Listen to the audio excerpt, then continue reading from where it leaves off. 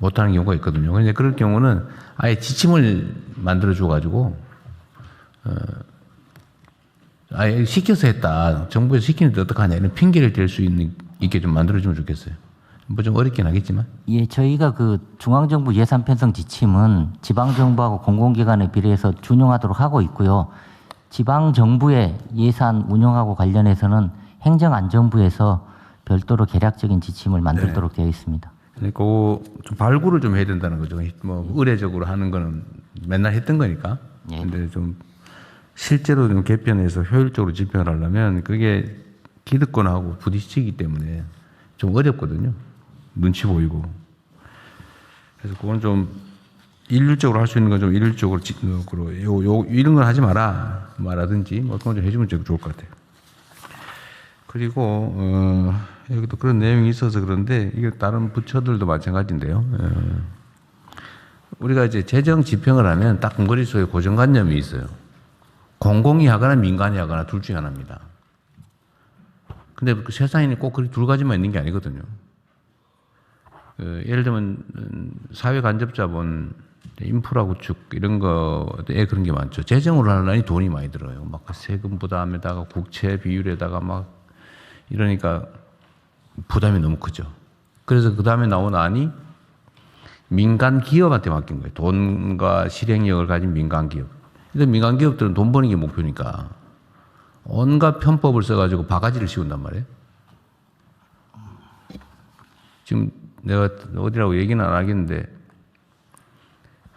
재정 보전을 해주게 돼 있으니까 자주간에 비용이 많이 들수록 많이 받을 수 있어요. 그래서 1,000억이면 지을 수 있는 거를 한 2,000억 정도 만들어가지고 막 부풀리죠. 그래서 지원을 받아요. 그런 다음에 운영비에서 수익이 부족하면 보전을 해주냐 보통. 요새는 좀 없앴다고는 하던데 비용을 부족한 부분을 보존을 해주니까 비용을 부풀려요. 어떻게 부풀리냐?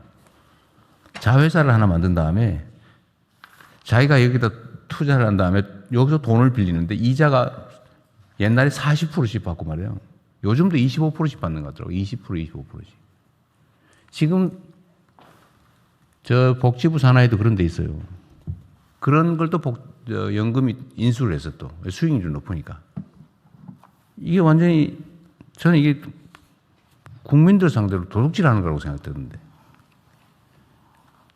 그런데 이런 방식으로 한단 말이에요. 돈 버는 게 돈이 막이니까요. 그래서 꼭 그 두 가지밖에 없냐. 그럼 재정 부족하면 못하고 민간에 맡기니 그런 욕심을 부리고 부정부패 저지른다. 부당행위 한다. 그럼 어떡하냐. 중간 형태도 있는 거죠. 민간의 효율과 공공성이라고 하는 걸 결합한 제3섹터라고 하는 민간 합동 방식도 얼마든지 있는 거죠. 제가 이런 거 하다 뭐 한번 엄청난 욕도 먹었지만. 어쨌든 그 중간 형태도 좀 권장을 해가지고 민간의 효율성, 공공의 공익성 이걸 결합한 방식도 얼마든지 있다. 그러면 돈 안 들고 할 수 있거든요. 그리고 확실히 돈이 남는 거는 민간 기업보다는 국민들 일반에게 기회를 공공의 시민들한테 줄 수도 있다는 거죠. 예를 들면 제가 전에도 한번 얘기했지만 송전망, 송배전망 인프라 구축에 한전이 돈이 없어 못한다 지금 그러고 있잖아요. 나 그거 황당하더라고요. 민간에 맡기면 또 문제가 생길 것 같으니까. 시민들한테 투자 기회를 주고 일종의 수익 보장을 해주고 거기에 맞게 요금 책정을 하면 아주 안전한 사업이잖아요. 그 시민들은 투자할 데 없어가지고 지금 난리인데.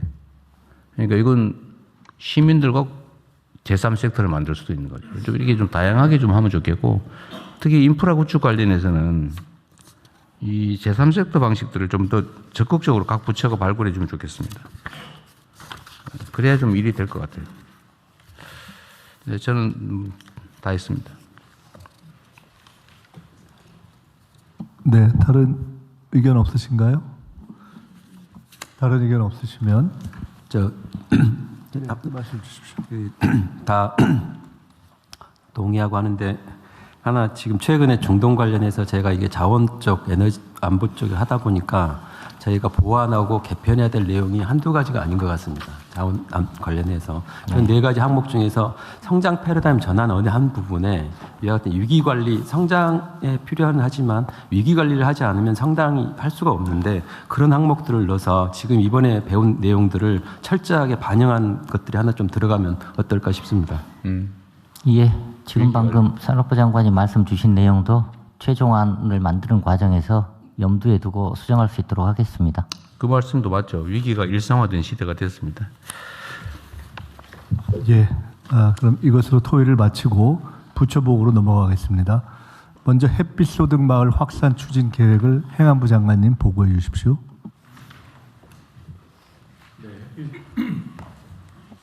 햇빛 소득마을 확산 추진 계획을 보고드리겠습니다. 햇빛 소득마을 사업은 기후부의 에너지 전환 정책과 농식품부의 영농형 태양광 정책을 사회연대 경제 기반 위에서 마을 공동체 차원으로 구현하는 사업입니다. 관계부처가 정책적 기반을 마련하고 행안부와 지방정부가 해당 정책이 지역 현장에서 원활히 실행될 수 있도록 지원 및 전달 체계를 구축 운영하는 사업입니다. 이에 따라 지난 2월 행안부에 범정부 햇빛 소득마을 추진단을 설치하였고 구양리 사례 등을 참조하여 추진 계획을 마련하였습니다. 햇빛 소득마을은 올해 500개소 이상, 또 2030년까지 총 2,500개소 이상 조성을 목표로 다음과 같은 세 가지 기본 방향에 따라 사업을 설계하였습니다. 첫째는 주민이 주도하고 지역이 함께 혜택을 공유하는 사업 구조입니다. 둘째는 비용은 낮추고 현장 밀착 지원을 통해 사업의 실행력 또 수익의 안정적 기반을 확충하는 사업 구조입니다.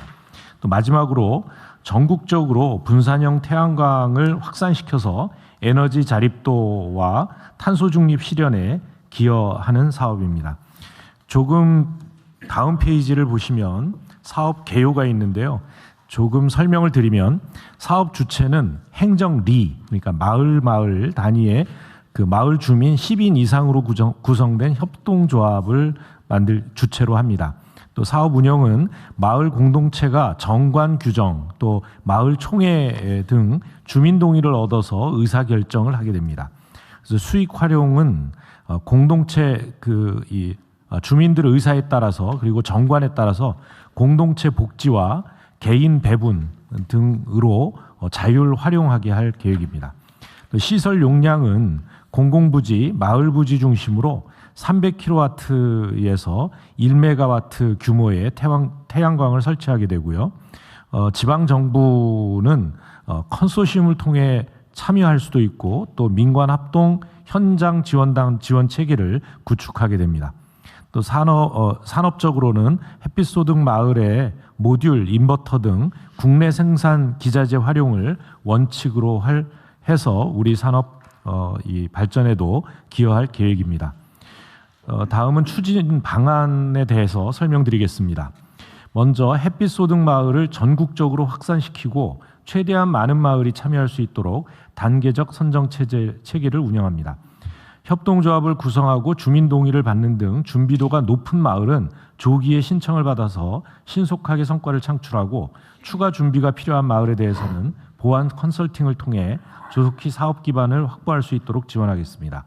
마을 선정은 공공성과 지역별 수요를 고려하되 특정 지역 편중을 지향하여 폭넓은 참여 기반을 조성하겠습니다.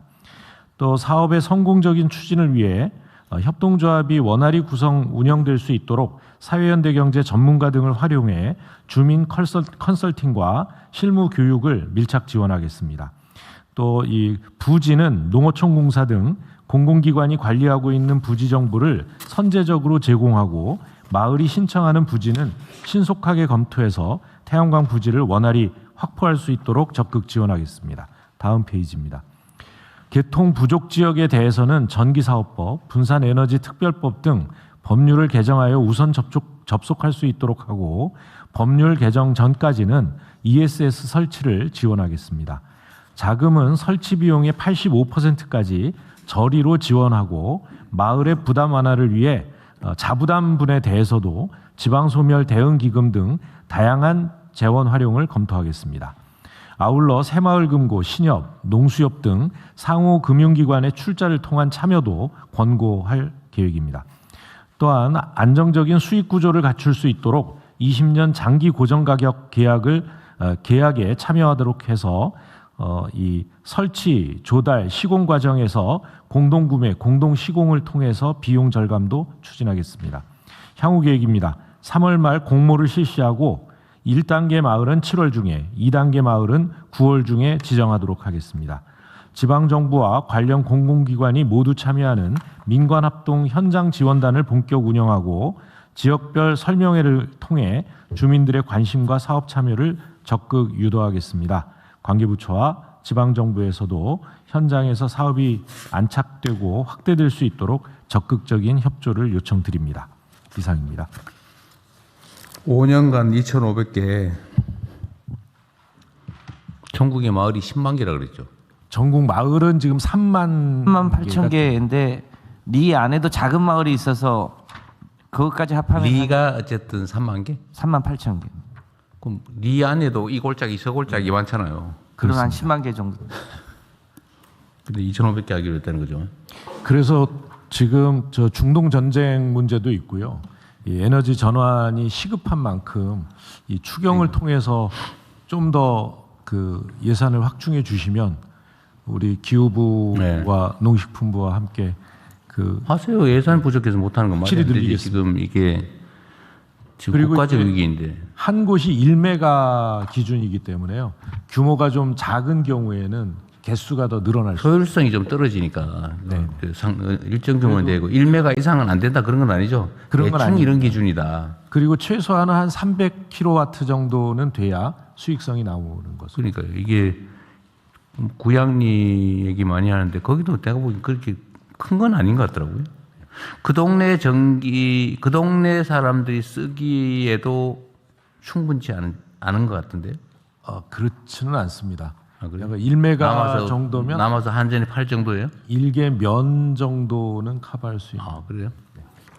저기 그 국가유산 청장이며 대통령님.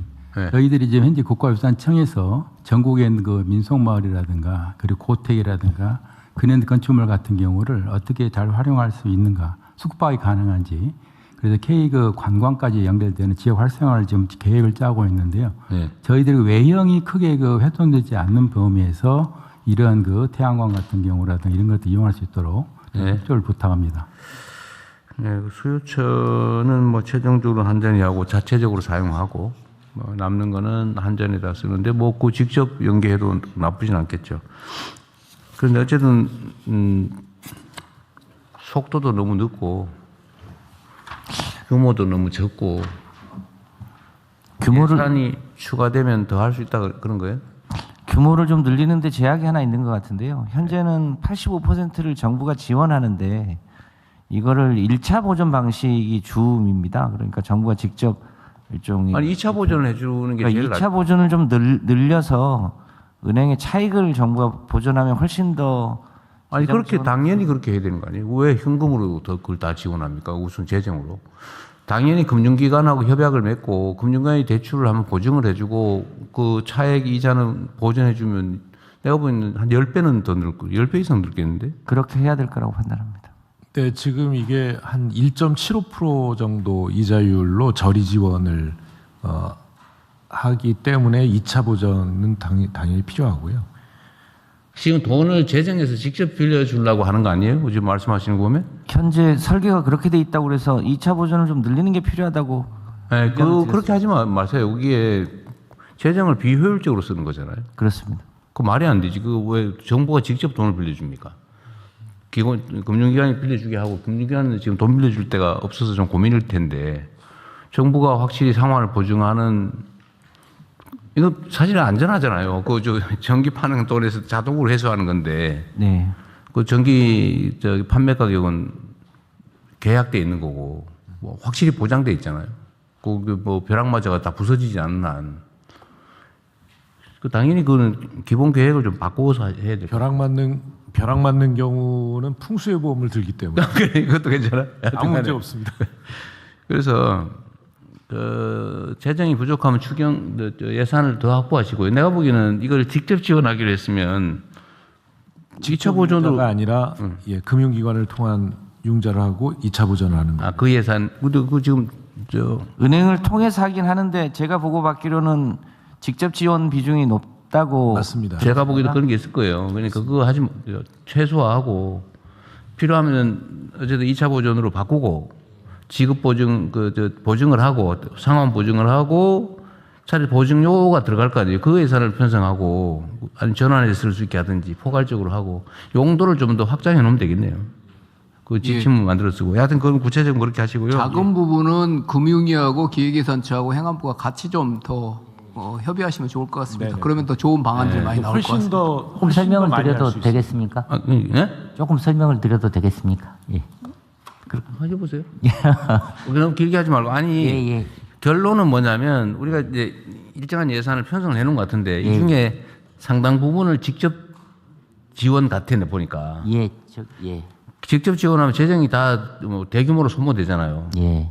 재정이 한계가 있으니까 이거를 2차 보증과 지급 보증 재원으로 바꾸면 확 늘어날 수 있다는 거예요. 예. 맞잖아. 예, 그렇습니다. 그렇게 할 수 있게 예. 바꾸자 그 말이죠. 예. 뭐 제도를 기후부하고 이렇게 금융위하고 이렇게 기획예산처하고 해서 재설계하는 방안을 검토하겠습니다. 그리고 불용되는 가능성하고 부족할 가능성이 두 가지가 동시에 있잖아요. 예. 제가 보기엔 불용으로 남는 게 차라리 나을 것 같아요. 좀 대폭 늘려가지고 예. 2월에서 써도 되잖아요. 계약문 해놓고. 그렇습니다. 그러니까 자유롭게 좀 화끈하게 할 수 있게 예. 대폭 늘려주시고 행안부는 그거 준비하시죠. 예, 알겠습니다. 아니 그 얘기하고 좀 마저 좀 하고 갈게요. 말씀하시고요. 네. 그리고 이 법 개정이 그 어디 상임위 소관이에요? 기후부 소관입니다. 아니 저 국회. 기후에너지환경노동위원회 소관입니다. 한노위 소관이에요? 네. 좀 빨리 하라고. 지금 이번- 여당이 위원장 아닙니까? 그렇습니다. 지금 얘기한 지 몇 달 된 것 같은데. 속도를 내서 이번 상임위 때 처리하는 걸 목표로 지금 추진. 네, 좀 빨리 하라고 하세요. 지금 나라가 지금 지금 어떻게 될까 걱정되는 판에 국회도 좀 뭐 밤새서 하면 안 되나? 한 필버 때문에 그런가요?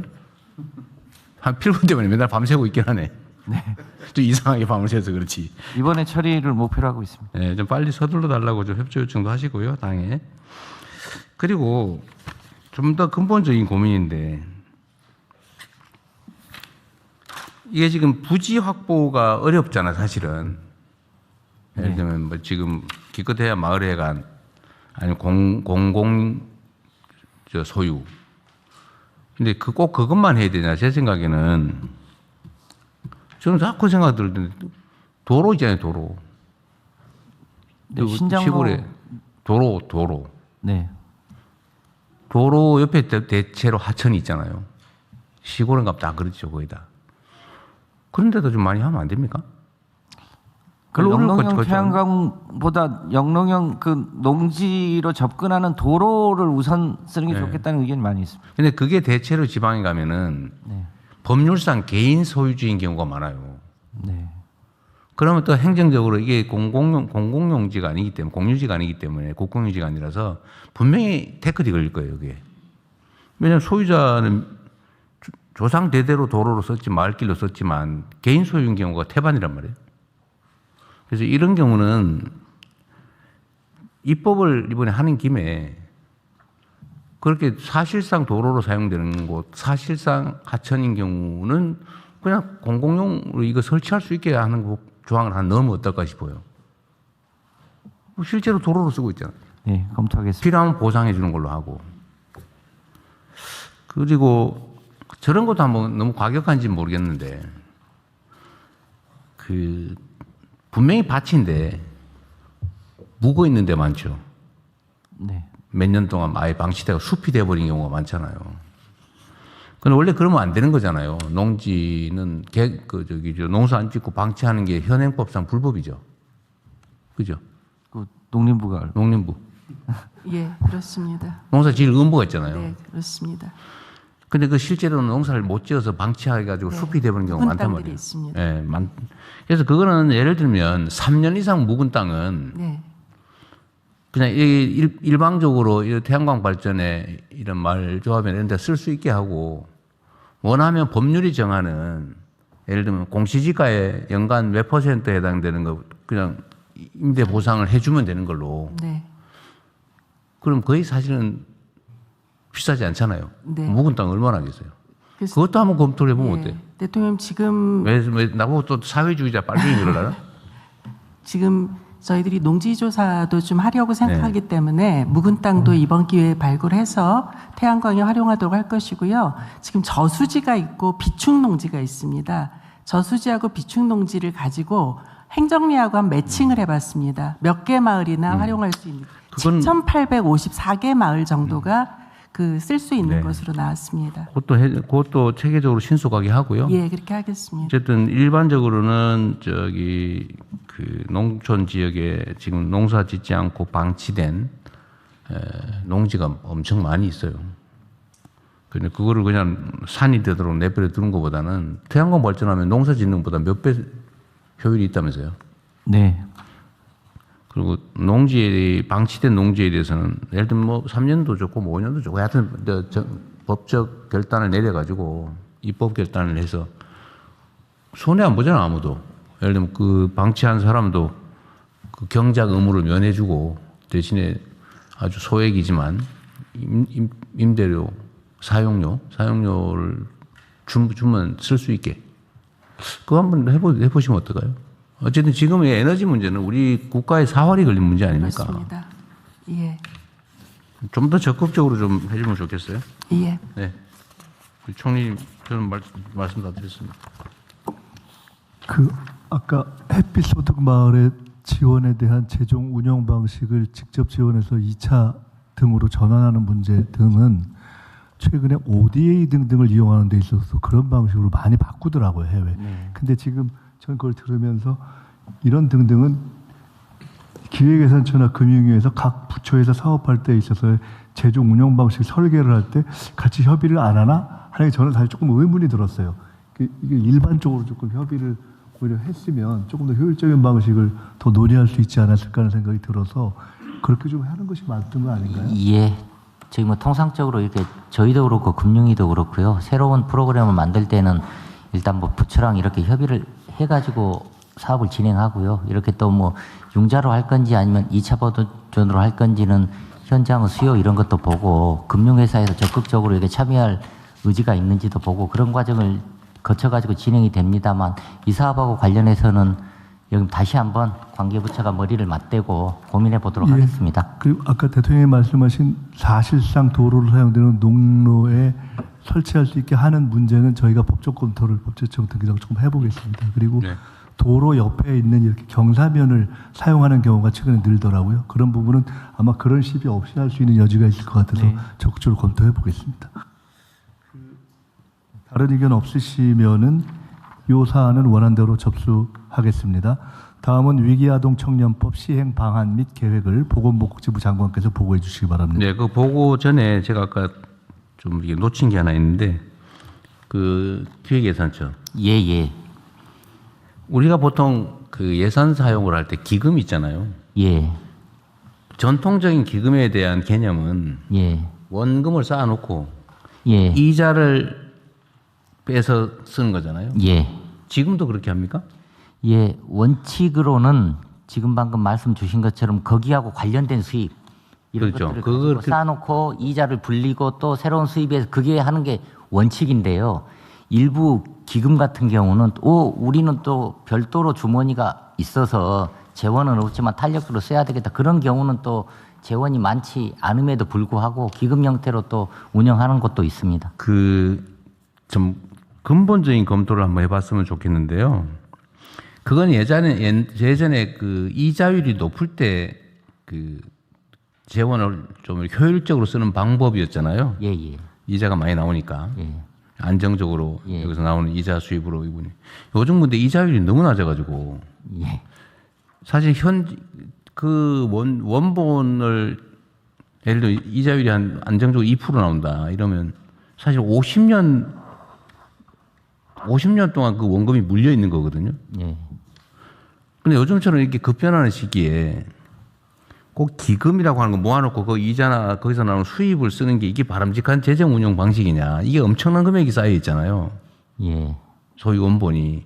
근데 이거 국가 부채 많다고 막 날리고 그 기금이라고 하는 거 꼭 그런 식으로 써야 되는지를 근본적으로 검토를 좀 해가지고 예. 저는 성남시 있을 때는 그 원본을 쓸 수 있게 다 바꿨거든요. 그게 훨씬 더 효율적이더라고요. 재원 운영 방식이. 예. 기금에서 나오는 이자로 쓰다 보니까 계속 기금을 늘리는 거예요. 아니, 그 이자가 얼마 안 되니까.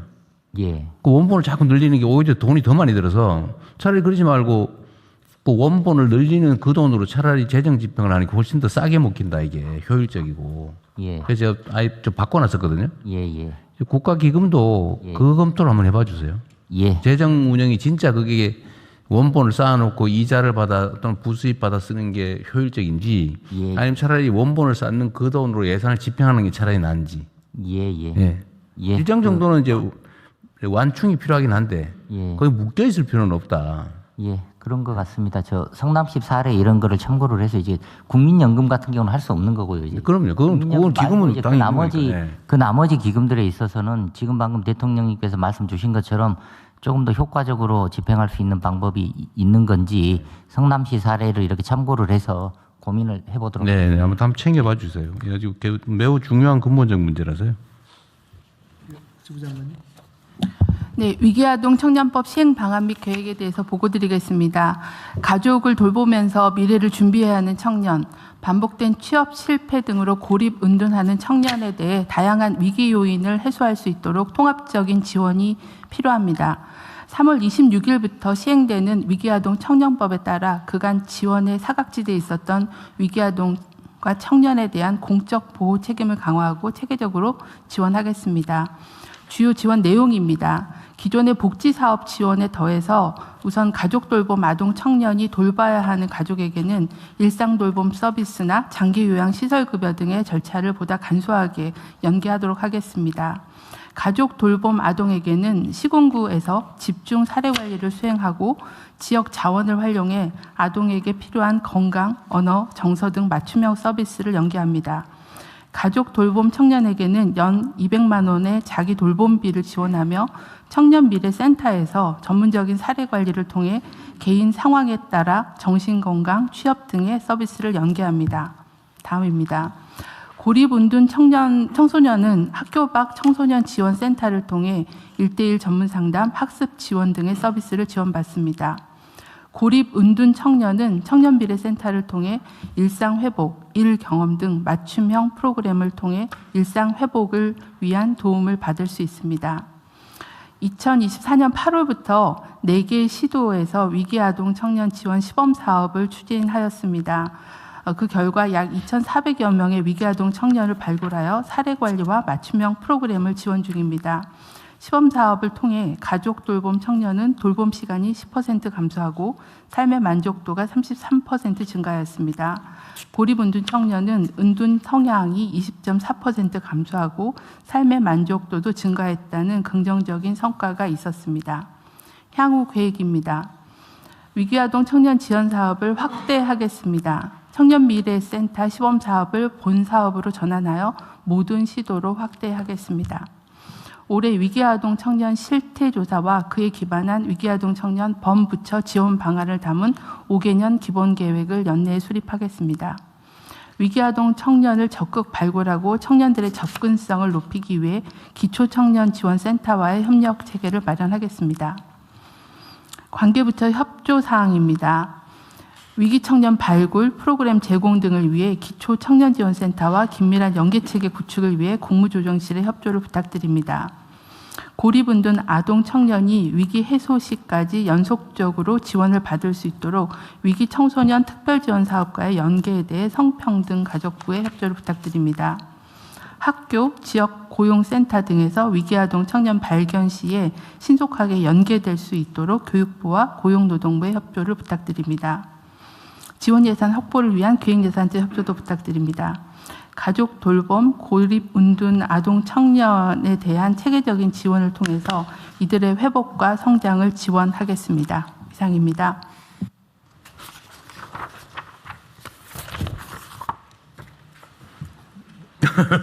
제가 하도 잔소리를 해가지고 반드시 뭘 하나 해야 될 같은 거는 강박관념을 가지고 계신 것 같은데 그럼 하나 할게요.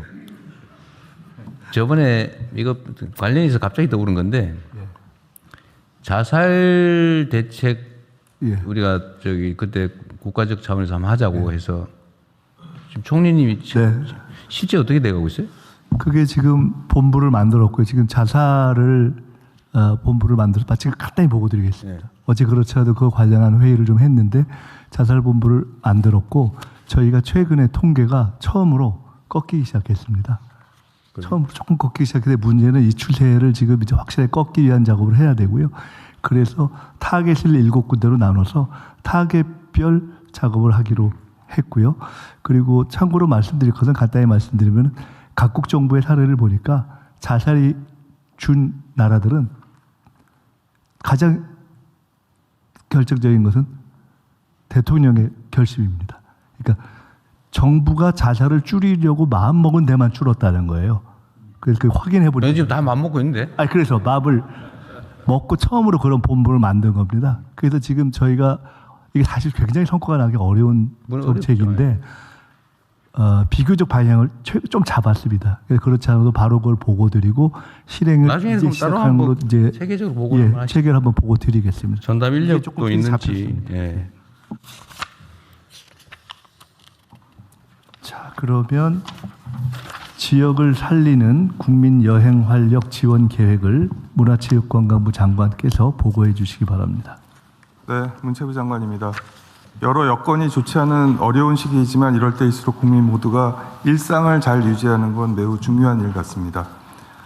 특히 민생 경제의 핵심인 각 지역의 내수 소비에 활력을 불어넣기 위해서는 국민 여러분의 국내 여행이 선순환의 마중물이 될 수 있습니다. 여행하기 좋은 봄철을 맞이해서 지역을 살리는 착한 여행이 확산될 수 있도록 문체부가 준비한 국민 여행 활력 3종 세트를 보고 드리겠습니다. 첫 번째 활력 프로젝트는 올해 처음으로 시작되는 반값 여행 사업입니다. 농어촌 인구 감소 지역을 여행하시는 분들에게 여행 경비의 절반을 지역 사랑 상품권으로 돌려드리는 사업입니다. 올해 상반기 사업 대상 지역은 16곳입니다. 영화 왕과 사는 남자로 인기가 높은 강원도 영월군을 비롯해서 반값 여행을 최초로 시행한 전남 강진군, 그리고 경남 하동과 전북 고창, 충북 제천 등 봄에 여행하기 아주 좋은 지역들이 참여합니다. 지원 내용은 개인당 최대 10만 원이고요. 가족분들은 한꺼번에 묶어서 신청할 수 있습니다. 가령 3인 가족은 최대 30만 원, 4인 가족은 40만 원까지 지원하는 방식입니다. 다만 가족이 아닌 분들이 2인 이상 단체로 묶어서 신청할 경우엔 최대 20만 원까지만 가능합니다. 19세부터 34세까지의 청년들에겐 특별한 선물이 또 있습니다.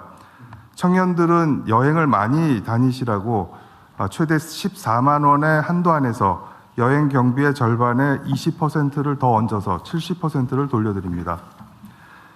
이 제도는 다음 주인 4월 첫 주부터 순차적으로 시작될 예정이니 해당 지자체 누리집을 방문해 신청하시면 됩니다. 다음 페이지입니다. 두 번째 국민 여행 활력 프로젝트는 근로자의 휴가비를 지원하는 반값 휴가입니다. 정부와 기업이 각각 10만 원씩 떼고 근로자는 20만 원을 부담해서 총 40만 원의 자금으로 국내 지역 여행을 하실 수 있도록 하는 제도입니다. 전국 중소기업 근로자와 소상공인 누구나 지원받을 수 있으며 올해는 10만 명을 지원할 계획입니다. 1월부터 모집을 하고 있는데 이미 7천여 개 기업에서 9만 명의 근로자가 참여하여 사용 중입니다. 원하시는 기업과 소상공인 분들은 서둘러서 신청해 주시기 바랍니다. 활력 3종 세트 마지막은 국민 여행 캠페인 여행 가는 봄입니다. 4월부터 5월 말까지 약 200여 개의 기관들과 협업해서 교통, 숙박, 여행 상품 등 다양한 여행 할인 혜택을 제공합니다. 42개 인구 감소 지역으로 철도 여행을 가시면 철도 할인 쿠폰을 제공해 드리고요. 국내선 왕복 항공권을 구매하면 1인당 5천 원 상당의 포인트도 지급합니다. 아울러 수도권이 아닌 지역에서 숙박할 경우 최대 7만 원의 숙박 쿠폰도 배포할 예정이니 올 봄에 본격적으로 여행 계획을 한번 세워보시는 건 어떨까요? 마지막으로 부처 협조 요청 사항입니다. 많은 국민들이 지역을 살리는 착한 여행에 동참하실 수 있도록 각 부처에서도 여러 소통 채널을 통해 함께 홍보해 주시면 감사하겠습니다. 이상 보고를 마치겠습니다. 네, 아주 재밌네요. 그런데 문체부 장관님, 네. 약간 섭섭한 게 하나 있는데, 왜 반값 여행 지역에 내 고향 경북은 없는 거요? 그 청양산 좋아요. 네. 주황산 이런데 경상도 없어요. 제가 신청 안 했어요? 가지고 2달 전에 관광공사 잠깐만 먼저 얘기하고 해보세요. 원래 20곳을 지원하기로 돼 있는데요. 신청한 곳이 20개 지방자치단체고 지방정부가 신청을 안 했어요? 네, 저희가 6억을 대면 각 지방자치체는 14억을 내립니다. 그래서 예산이 좀 있는 곳들이 인구 감소 지역인데 예산이 형편이 되는 곳이 지원을 하셨고요. 나머지 4곳은 이제 가을에 하려고 하고 있습니다. 이게 신청을 못해서 네. 할 말이 없네. 저 2달 전에 관광공사 사장을 찾아뵙고 이 문제를 논의를 했습니다. 네. 그때 장관님과 똑같은 말씀을 하셨어요. 네. 신청이 없었습니다 해서 제 바로 연락을 해서 다음 기회에는 꼭 신청해 주세요. 이렇게 이야기를 어디요? 경상북도하고 안동시에. 안동시에. 안동자고 챙기는데 뭘 잘하고 있습니다. 그리고 이건 강진군에서 이미 했을 때 들어간 돈 대비 한 10배 이상의 그렇죠. 생산 유발 효과가 입증됐습니다. 지역 상품도 많이 사고. 맞습니다. 그래서 올해 처음으로 이제 시범 사업을 하는 거기 때문에 올해 좀 잘 정착이 되면 내년에는 더 크게 확대할 예정이어서 그때 또 가을이라도 어떻게 안 될까? 추가 모집해가지고. 네. 예산이 얼마예요, 그게? 지금 국비로는 6억, 한 곳에 6억씩. 아니, 그러니까 총 예산이 얼마예요, 총 예산이? 20곳, 총 예산은 200억입니다.